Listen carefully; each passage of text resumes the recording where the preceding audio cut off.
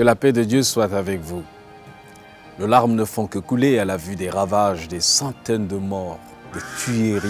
C'est encore un bon signe que de pleurer. Pour plusieurs, cela ne leur dit plus rien. On tourne même tout à la dérision.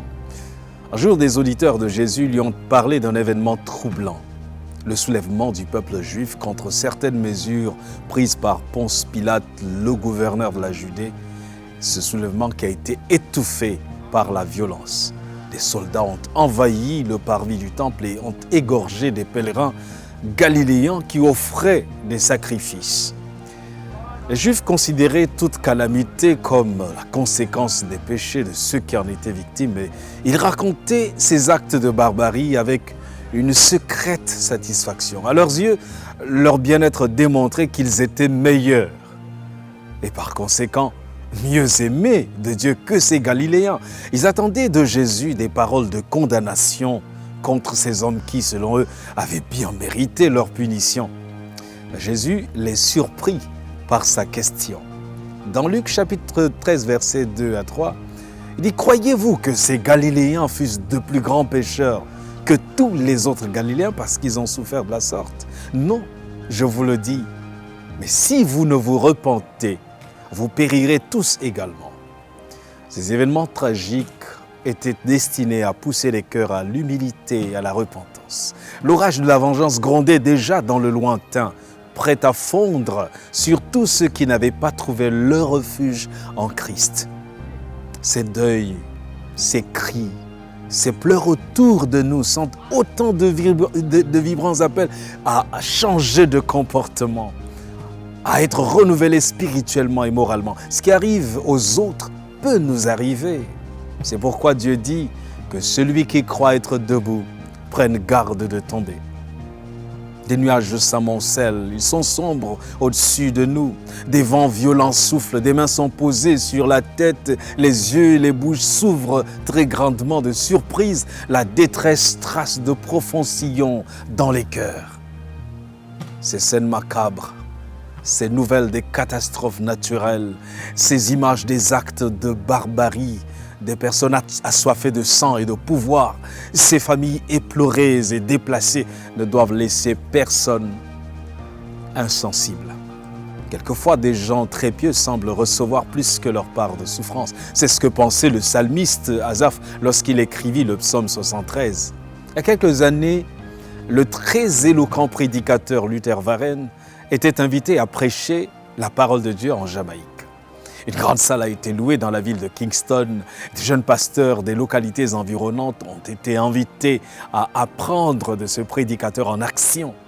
Le premier soir, la salle était archi-comble. Mais il se passa quelque chose d'étrange. En quelques minutes, Luther Warren a parcouru le sujet annoncé. Il est passé au second et attaqué le troisième sujet. Il avait touché aux thèmes les plus vitaux. Il a parlé de la repentance, du jugement, de la décision de se donner à Dieu. Tandis que ceux qui l'avaient invité l'observaient avec surprise au fond de la salle, Luther a lancé un vibrant appel. Des hommes et des femmes en grand nombre se sont avancés pour suivre Jésus. Pourquoi avait-il abordé toutes les questions vitales en une seule soirée? Pourquoi? Personne ne le savait. Luther Warren lui-même, serez-vous surpris, ne le savait pas. Mais le lendemain, une grande partie de la ville de Kingston gisait en ruine après un tremblement de terre. Il n'y avait eu qu'une nuit pour prendre la décision vitale. Je nous propose de nous replacer sous l'abri du Très-Haut et à l'ombre du Tout-Puissant. Demeurer sous les ailes de Dieu est une véritable protection. Cette image me fait penser également à un bûcheron australien qui avait bâti une cabane à l'orée de la forêt. Il n'y avait aucun luxe, mais c'était son foyer, c'était sa maison, c'était le lieu où il pouvait se reposer après ses rudes travaux de la journée. Un jour, en revenant de son travail, il eut un choc en voyant qu'un feu de forêt avait détruit sa petite maison. Il ne restait qu'un tas de débris calcinés, de bûches tordues par-ci, des pièces de métal noircies par la fumée des flammes par-là. Il fit le tour de la maison et arriva vers le poulailler. ce n'était qu'une désolation. Un amas de cendres, de fils de fer brûlés, et juste à ses pieds, il pouvait voir un amas de plumes brûlées. Il le poussa machinalement du pied.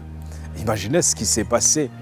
4 petits poussins, 4 petites boules duveteuses en sortirent.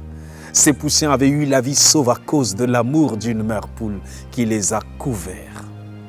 Dans le langage le plus beau, le langage le plus riche de sens, la parole de Dieu nous rassure que sous les ailes du Tout-Puissant, nous trouvons un surabri, un refuge face à l'adversité. Pour reprendre les propos du prophète Ésaïe au chapitre 31, verset 5, « Comme des oiseaux déploient les ailes sur leur couvée, ainsi l'Éternel des armées étendra sa protection. Il protégera et délivrera, il épargnera et sauvera. » Es-tu poursuivi, pourchassé par des forces noires? Sous d'autres si on parle des prados noirs, des mains noires. Dieu est le refuge le plus sûr. Les êtres humains peuvent te tromper et te refuser leur secours, mais Dieu, lui, il est fidèle. Tu peux venir à Jésus, il ne te rejettera pas. Que Dieu te bénisse.